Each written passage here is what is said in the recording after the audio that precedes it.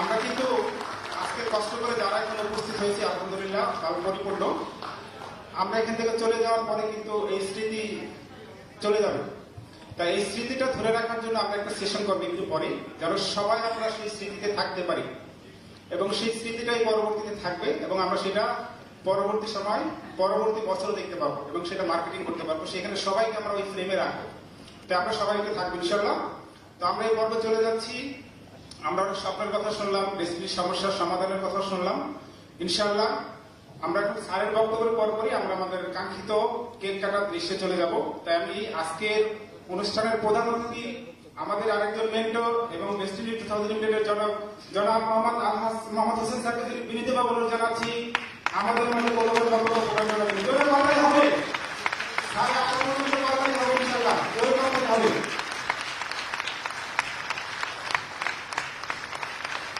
আগামী ডেস্টিনিতে যারা নেতৃত্ব দিবে, আগামী ডেস্টিনিতে যারা সবচেয়ে বেশি ভূমিকা রাখবে তারা আজকে হলে উপস্থিত। ওকে, স্যারকে ফুল দিয়ে বরণ করে নেবেন আমাদের পিএইচডি ফোরামের সম্মানিত যুগ্ম সদস্য সচিব শাহজালাল আনসারী ভাই। শাহজালাল আনসারী ভাই ফুল দিয়ে বরণ করে নিচ্ছে। আমরা আবার অনেক বরণ দিব।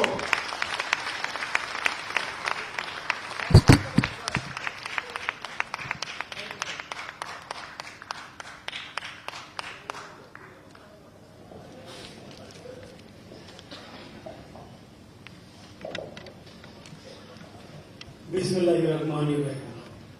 আসসালামু আলাইকুম ওয়া রাহমাতুল্লাহি ওয়া বারাকাতুহু। দেশে পিএইচডি ফোরাম কর্তৃক আয়োজিত আজকের দেশে 2000 26তম প্রতিষ্ঠা বার্ষিকী স্নেহভাজন সভাপতি উপস্থিত থাকতে পারেন অসুস্থতার কারণে, তার জন্য সকলের কাছে দোয়া চাচ্ছি জুলফিকার সাহেবের জন্য।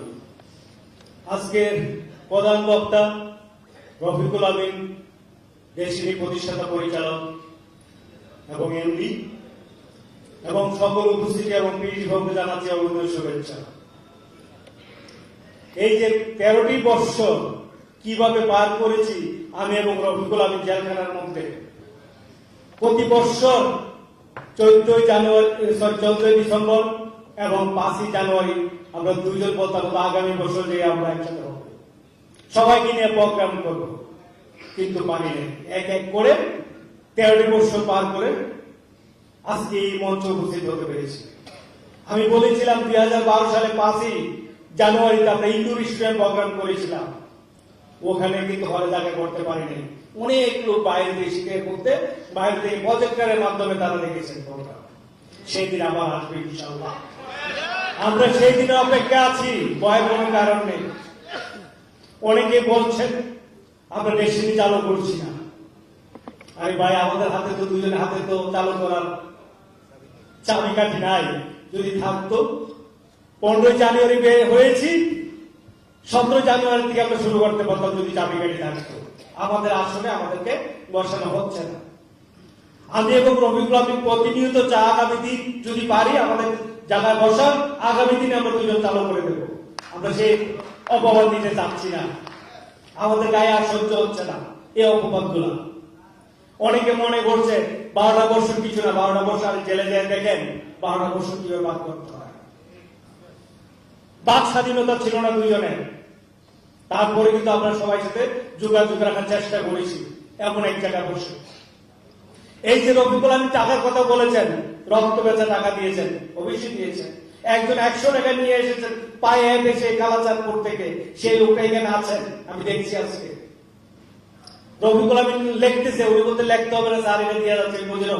রফিকুল লিখতেছে উনি ভিক্ষার চাল ভিক্ষা দিয়ে দেন, এ আপনার থেকে নিচ্ছে আর জনকে দিয়ে দিবে, উনি পকেটে রাখেন না। আমি বলতাম ওনাকে রাগ করতাম, বলতে বলতে আপনাকে এত কষ্ট করে লোকেরা টাকা দিয়ে দিচ্ছে, মামলা চালানোর আপনি দিয়ে দিচ্ছেন। উনি বলবেন কি করবো, আমি তো না বলতে পারি না, সেও তো সমস্যা আছে। দেখেন তারপরও কিন্তু আমাদেরকে অনেক অপবাদ দিচ্ছে।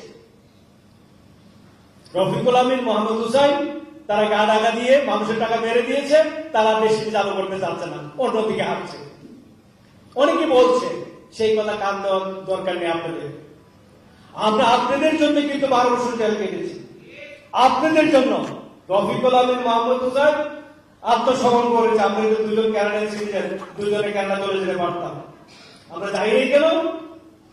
বিগত সরকার টাকাটা মেরে দিয়ে বলতো 2 জনে টাকা নিয়ে চলে গেছে, তখন আমাদের কিন্তু গালি দিতে নেই, আমাদের পরিবারকে গালি শোনাই যেত, আর এই দেশে কোনোদিন পা রাখতে পারতাম না।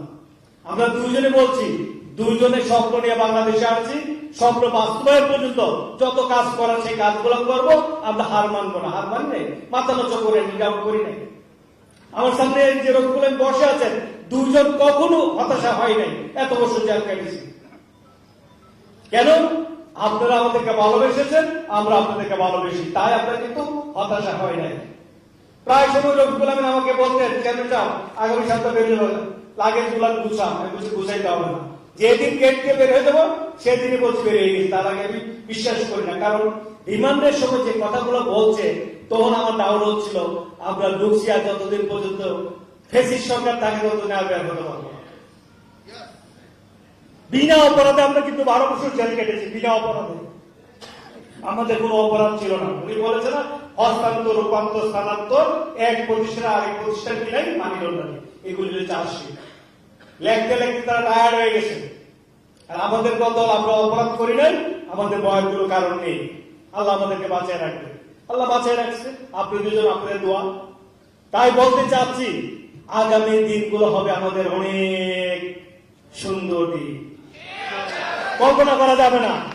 যে প্ল্যানিং নিয়ে আমরা মাঠে নামবো, ইনশাল্লাহ আপনারা তো সাকসেস হবেনই, আপনাদের যারা সহকর্মী আছে, যারা আপনাদের সাথে থাকবেন, তারাও সাকসেস হবেন। তাই আমরা বলতে চাই, আমাদের আর পিছিয়ে তাকানোর সময় নেই, সামনের দিকে আমরা সামনের দিকে তাকাবো, পিছনে তাকানোর সময় কিন্তু আমাদের আর নেই। তাই দেশের আজকে 26তম প্রতিষ্ঠাবার্ষিকী আমি কমিটমেন্ট করতে চাচ্ছি, আপনারা আমাদের সাথে আছেন, আমি আপনাদের সাথে আছি, রফিকুল আমিন আছে, আমরা আপনাদেরকে নিয়ে আমরা ড্রাইভ করবো এই দেশ কোন এক সময়। এই কথাগুলো কেন বলছি জানেন? হ্যাঁ, মিথ্যা অপবাদ দিয়া আমরা নাকি 3 কোটি ভোট, আমার বিষয় জানেন, এই কথা বলেন নাই, আমরা নাকি 3 কোটি ভোট কন্ট্রোল করি। আমরা যে অর্গানাইজ রিমান্ডের সময় বলছেন যে অর্গানাইজ কোন এক সময় নাকি আমরা দেশকে পরিচালনা করবো, সেই স্বপ্ন কিন্তু আমাদের ছিল না, তারা আমাদের স্বপ্ন দেখাই দিচ্ছে আঙ্গুল দিয়ে। বুঝতে পারছেন? রফিকুল আমিনের আম জনগণ পার্টি করেছে, সেটা কোনো আমার আপত্তি নেই, আমার কোনো আপত্তি নেই, কারণ আমরা তো ভিতরে থেকে দেখেছি কি হচ্ছে এই দেশে। ওনার বাক স্বাধীনতা আছে, ওনারটা কেউ শুনুন নাই। যখন আম জনগণ পার্টি করেছেন, তখন ওনার কথা সবাই সাড়া দিচ্ছে। তারা কিন্তু কোন শব্দে তারা কানে নেয় না আমাদের শিক্ষা। উনার ওয়াইফকে জেলে রেখেছে বিনা অপরাধে। উনার ওয়াইফ না টি প্লান্টেশনের ডিরেক্টর, না উনার ওয়াইফ মাল্টিপারপাসের কোন ডিরেক্টর। উনি ওই কমিটিতে ছিলেন না, তখন উনার ওয়াইফকে কেন জেলে রাখবে, সাজা দিবেন? একজন মহিলা মানুষ, তাকে জামিন দিচ্ছে না, বারবার জামিনের জন্য জামিন চাচ্ছে না। যখন উনি দল করেছেন, তখনই কিন্তু ওনাকে জামিন দেওয়া হবে। এইকে খারাপ করেছে না ভালো করেছে? অবশ্যই ভালো করেছে। তাই আমি বলতে চাচ্ছি, আপনাদের কি নিয়ে আমরা এমন কিছু ঘটাবো, সারা জাতি মনে রাখবে ভালো কাজগুলো, খারাপ কাজ, ভালো কাজগুলো করবো। তাই আপনাদের সহযোগিতা চাচ্ছি। আর আপনারা কখনো মনে কষ্ট নেবেন না, আমরা যে এত তাড়াতাড়ি কেন করতে পারি নাই, আমাদের বাধা ছিল বলে আমরা পারতেছি না। বাধা ছিল বলে, এখনো বাধা আছে, না হয়তো আমাদের 2 জনকে কেন জায়গা মতো বসানো হচ্ছে না। উনার চেয়ার ওনাকে বসানো হোক, আমার চেয়ার আমাকে বসানো হোক। যদি কাজটা না শুরু করতে পারি, আপনাদের জুতা পিড়া করবেন আমাদেরকে, আমরা মেনে নেব। কিন্তু আমাদের জায়গায় না বসালে যদি খারাপ কথা বলেন, অনেক কষ্ট করে। যাদের জন্য এত 12 বছর জেলে ছিলাম, তারা যদি বলে আমরা নাকি প্রতারণা করতেছি আমরা মানুষের সাথে, হ্যাঁ, বড় বাপ্পা কথাগুলো বুঝতে পারছেন তো? এগুলি লিখতেছে মিডিয়াতে, বড় বাপ্পা মোহাম্মদ হোসেন, বড় বাপ্পা, রফিকুল আমিন বাপ্পা। এই কথাগুলো তো আমাদের মতো লোকেরই বলতেছি, আমরা মতো ডিস্ট্রিবিউটারে বলতেছি, কারো পক্ষ নিয়ে। আরে ভাই, কাউকে বলতে হলে তার সঙ্গে জামিন ভালো করে, প্রতারণা না করে প্রতারণা মামলাতে আপনার জেল কাটছি। এ দেশে কি না হয়, বিগত সরকার সময় অনেক কিছু ঘটেছে। আল্লাহ তো আপনাদের জন্য বাঁচিয়ে রাখছেন, না হয়তো আমাদের আইনা করে নিয়ে আমাদেরকে বের করতে পারতো। করস বাইরে যাওয়ার জন্য ভয় দেখাচ্ছে 2 জনকে। আপনারা যদি এগ্রি না করেন, আমি তো 161 সাইন করবো না।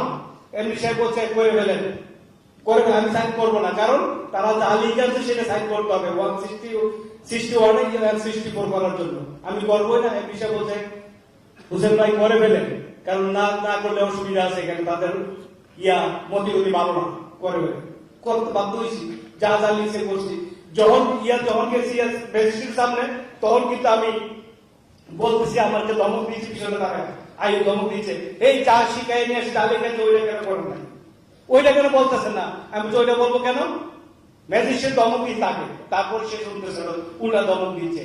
তাইলে কোন দেশে আমরা বাস করি? তাই আমি বলতে চাচ্ছি, আপনাদের বেলা তো সেটা না করবেন। আমরা স্মুথলি ব্যবসা করতে চাচ্ছি, সুন্দরভাবে করতে চাচ্ছি। আমাদের যে স্বপ্ন, আমরা আমাদের লক্ষ্যে পৌঁছাতে পারি, সেই জন্য আমরা কাজ করে যাব। আপনাদের জন্য যে মেসেজগুলো থাকবে আমার পক্ষ থেকে, কারোর সাথে কোনো ধরনের ঝগড়াঝাটির দরকার নেই, কোনো ঝগড়াঝাটির দরকার নেই। আমাদের লক্ষ্যে পৌঁছানোর জন্য অনেক ধরনের কথা বেশি শুনতে গেলে আমরা কাজ করতে পারবো না, কিছুদিনের জন্য বয়রা হয়ে যাবো, কানে শুনবো না। আমাদের লক্ষ্যে পৌঁছানো পর্যন্ত আমরা বয়রা থাকি, লক্ষ্যে পৌঁছায় বলবো এখন সব কথাই শুনতেছি, এখন প্রতিবাদ করার মতো আমার যোগ্যতা হয়েছে, অ্যাবিলিটি হয়েছে। এই বলে আমি আজকে আমার বক্তব্য দীর্ঘায়িত করতে চাচ্ছি না। জুলফিকার সাহেব জিতুর জন্য দোয়া করবেন। তার চোখ তো দুইটা সমস্যা হয়েছে, তার একটা চোখে ইনজেকশন পুশ করা হয়েছে, এমডি সাহেব সহযোগিতা করেছেন, তো আবারও করবেন। তো তার জন্য দোয়া করবেন। সে আজকে সভাপতি হিসেবে থাকতে পারে নাই, তার অনেক ইচ্ছে ছিল, তার জন্য সকলের কাছে দোয়া চাচ্ছি। এবং রফিকুল আমিনের পরিবারের জন্য, আমার পরিবারের জন্য আপনারা দোয়া করবেন, আমরা যেন আপনাদের মাঝে থেকে কাজটা করে যেতে পারি, সেই দোয়া থেকে এখানে বক্তব্য শেষ। আল্লাহ হাফেজ।